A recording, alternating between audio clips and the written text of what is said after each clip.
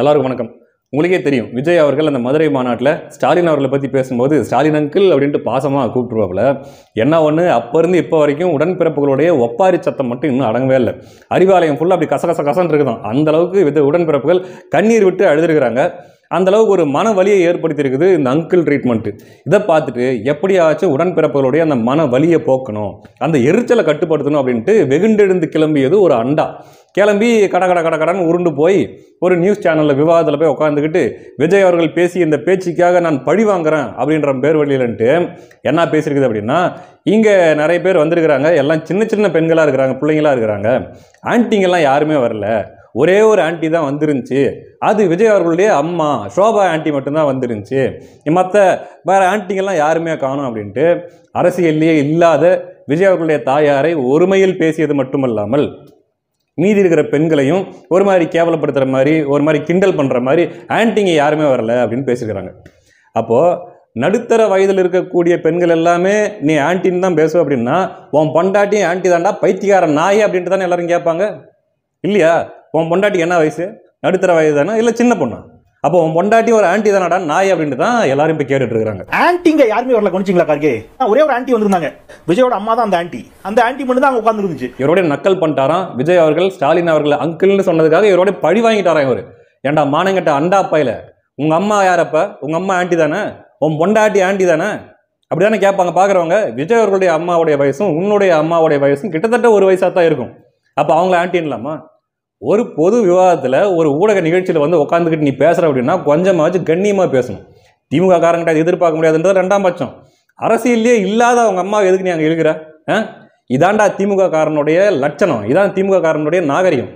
மக்கள் இதை பார்த்துட்டு தான் இருக்கிறாங்க. ஒன்றும் இல்லை, இப்போ என்ன கேட்டு போச்சு, விஜய் அவர்கள் ஐயா ஸ்டாலின் அவர்களை அங்கிள்னு கூப்பிட்டாரு. கிட்டத்தட்ட விஜய் அவர்களுக்கு ஸ்டாலின் அவர்களுடைய ஏஜோட ஒப்பிடும்போது கிட்டத்தட்ட அங்கிள் வயசு தான் இருக்கும், அங்கிள்னு சொல்லிட்டாரு. அது உங்களுக்கு பொத்துக்கிட்டு வந்துருச்சு. இந்த பஞ்சாயத்து இப்போ நடக்கலை, இதுக்கு முன்னாடியே இத்தனையும் பாருங்க. விஜய் அவர்களாவது ஒரு கட்சி தலைவர், ஸ்டாலின் அவர்கள் ஒரு கட்சி தலைவர். ஆனால் ஐயா ஸ்டாலின் அவர்கள் ஒரு இடத்துக்கு போறாரு, ஒரு பள்ளிக்கூடமோ இல்லை சின்ன குழந்தைங்க இருக்கிறக்கூடிய இடம், அது என்ன இடம்னு தெரியல. அங்கே போகும்போது அங்கே ஒரு சின்ன குழந்தை, அந்த குழந்தையோட பேச்சை நீங்கள் கேட்டாலே தெரியும் எவ்வளோ சின்ன குழந்தை, கிட்டத்தட்ட என்ன ஒரு 3 வயசு 4 வயசு அந்த வயசுல தான் இருக்கும். அந்த குழந்தை பார்த்து ஸ்டாலின் அவர்களை ஸ்டாலின் தாத்தா அப்படின்ட்டு கூப்பிட்டுருது. உடனே அவர் ஸ்டாலின் அவர்களுக்கு பொசுக்குன்னு கோபம் வந்துட்டு, ஸ்டாலின் தாத்தா இல்லை ஸ்டாலின் அங்கிள் அப்படிங்கிறாரு. ஸ்டாலின் மாமா ஒயம்பொயும் ஒரு சின்ன குழந்தைகிட்ட போய் அடம் பிடிச்சிருக்காரு. பொதுவாக குழந்தைங்க தான் அடம் பிடிப்பாங்க, இவரு குழந்தைகிட்டே அடம் பிடிச்சிருக்காரு. என்ன அங்கிள்னு கூப்பிடு, என்ன தாத்தானு கூப்பிடாது அப்படின்ட்டு போயிட்டு அந்த குழந்தைகிட்ட அடம் பிடிச்சிருக்காரு. இத்தனையும் பார்த்தீங்கன்னா அந்த குழந்தையோட வயசுக்கும் ஐயா ஸ்டாலின் அவர்களுடைய வயசுக்கும் ஒப்பிட்டு பார்த்தா கிட்டத்தட்ட அந்த குழந்தை ஸ்டாலின் அவர்களை தாத்தான்னு கூப்பிடுற வயசு தான். ஆனால் அங்கே போயிட்டு இல்லை என் அங்கிள்னு கூப்பிடு, எனக்கு இன்சல்ட்டிங்காக இருக்குது அப்படின்ட்டு அந்த குழந்தைகிட்ட அடம்பிடிச்சிருக்காரு. இப்போ இந்த இடத்துக்கு வந்து பார்த்தா விஜய் அவர்களுடைய வயசுக்கும் ஐயா ஸ்டாலின் அவர்களுடைய வயசுக்கும் ஒப்பிட்டு பார்த்தா விஜய் அவர்கள் ஸ்டாலின் அவர்களை அங்கிள்னு கூப்பிடுற வயசு தான். அது வந்து எனக்கு இல்லை, எனக்கு புண்பட்டு விட்டது, எனக்கு காயப்பட்டு விட்டது அப்படின்ட்டு வந்து ஒப்பாரி வச்சுட்டு இருக்கிறாங்க. சரி, புண்பட்டுட்டீங்க, காயப்பட்டுட்டீங்க, அப்படியே நீங்கள் பழி வாங்குறதா இருந்தால் கூட பதிலுக்கு யாரை நீங்கள் பேசியிருக்கணும்? விஜய் அவர்களை நீங்கள் பேசியிருக்கணும். விஜய் அங்கிள் அப்படின்ற மாதிரி ஏதாவது சொல்லியிருக்கலாம். ஆனால் அதை விட்டுட்டு போயிட்டு அவங்க அம்மாவை போயிட்டு தேவையில்லாமல் ஷோபா ஆன்ட்டி வந்து, அது ஒரு ஆன்ட்டி மட்டும்தான் வந்துருந்துச்சு, அங்கே ஆன்ட்டிங்க யாருமே இல்லை அப்படின்ட்டு. ஏன்டா மானங்கட்ட பையில, தமிழ்நாட்டோட சென்டிமெண்ட்டு தாய்மை அப்படிங்கிறது தமிழ்நாட்டோட ஒரு சென்டிமெண்ட் இல்லையா? யாரும் எதை பற்றி பேசினாலும் அந்த ஏரியாவை யாரும் டச் பண்ண மாட்டாங்க. ஒரு ஊப்பிக்கு நாகரிகம் இருக்காதுன்னு நல்லா தெரியும். அவங்ககிட்ட போய் நாகரிகத்தை எதிர்பார்க்கறதுன்றது வந்து பண்ணிக்கிட்ட டீசென்சி எதிர்பார்க்கறதுக்கு சமம். ஆனால் புத்தி கூடவா இருக்காது. ஏற்கனவே இந்த மாதிரி பெண்களை பற்றி பேசி பேசி பேக் ஃபயர் ஆகி கூப்பிட 10 வருஷம் உட்காந்துருந்த கட்சி தான் இது. அப்பயும் கூட புத்தி வரலையா?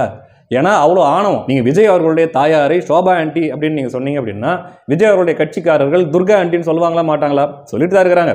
சமூக வலைதளங்களில் துர்கா ஆன்ட்டி அப்படின்னு எழுத ஆரம்பிச்சிட்டாங்க. அதுபோக ஐயா கருணாநிதி அவர்கள் ஒரு போராட்டம் ஒன்று நடத்தினார் இல்லையா? அந்த காலை உணவுக்கும் மதியான உணவுக்கும் இடையில ஒரு உண்ணாவிரத போராட்டம். அந்த புகைப்படத்தை எடுத்து போட்டு கால்கிட்ட ஒரு ஆன்ட்டி, தலைக்கிட்ட ஒரு ஆன்ட்டி, தேவையா இதெல்லாம் உங்களுக்கு அப்படின்னு எழுதிட்டு இருக்கிறாங்க. உங்களுக்கு அது தேவையா? ஒரு வார்த்தை நம்ம பேசுகிறோம் அப்படின்னா அது நமக்கு திரும்ப வரும் அப்படிங்கிற அடிப்படை அறிவு கூடவா திமுக காரனுக்கு இருக்காது? அந்த அளவுக்கு. ஏன்னா திமுக காரன் அந்த ஆபாசம், அருவருப்பு, அவதூறு, இந்த பெண்கள் பற்றி ஏதாச்சும் பேசுறது இதுலேயே ஊறி போய் கிடக்கிறான். அவன் வாயை திறந்தாலே இதுதான் வரும், புத்தி அவனுக்கு அதுதான். ஒன்றும் இல்லை, சிவாஜி கிருஷ்ணமூர்த்தி பேசின பேச்சுக்கெல்லாம் நீங்கள் பார்த்துருப்பீங்க. வெற்றிகொண்டானோட பேச்செல்லாம் பொதுவாக திமுக காரனாலே அப்படி தான் பேசுவாங்க. ஐயா ஸ்டாலின் அவர்கள் முதற்கொண்டு, கருணாநிதி அவர்கள் முதற்கொண்டு இப்படியே பேசி பேசி வளர்ந்த கட்சி தான் திமுக கட்சி. எனக்கு புரியாத ஒரு விஷயம் என்ன தெரியுமா, இதில் அவன் சிவாஜி கிருஷ்ணமூர்த்தின்ட்டு ஒரு சாக்கடை பேசுகிறான் ஒரு மேடையில். இத்தனையும் பார்த்தீங்கன்னா கீழே ஃபுல்லாக பெண்கள் உட்காந்துருக்காங்க, திமுகவை சார்ந்த பெண் உடன்பிறப்புகள் கீழே உட்காந்துருக்காங்க.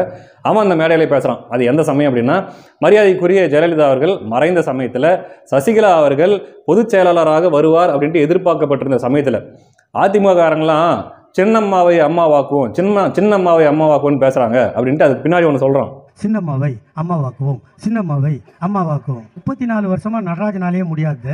இவனுக்கு ஒரு செகண்ட்ல எப்படி பண்ணுவானுங்க? இதில் நமக்கு புரியாத விஷயம் என்ன தெரியுமா, கீழே உட்கார்ந்துட்டு இருக்கிற அந்த பெண்கள், திமுகவுடைய பெண் உடன்பிறப்புகள், அந்த மேடையில் அந்த நாராசமாக அந்த நாய் பேசிட்டு இருக்குது, அதை பார்த்துட்டு இருக்கிறீங்க. என்னதான் அவன் உங்கள் கட்சிக்காரனாகவே இருந்தாலும், என்னதான் அவன் உங்களுக்கு பிடிக்காத கட்சிக்கு எதிராகவே பேசிகிட்டு இருந்தாலும், அவன் இழிவுபடுத்துறது ஒரு பெண்ணை. சக பெண்ணாக உங்களுக்கு கோபம் வரவே இல்லையா? வரவே வராதா? அவன் பேசிக்கிட்டு இருக்கும்போது கீழேருந்து ஒரு 4 செருப்பு அவன் மூஞ்சி மேலே போய் விழுந்துருக்கணுமா இல்லையா?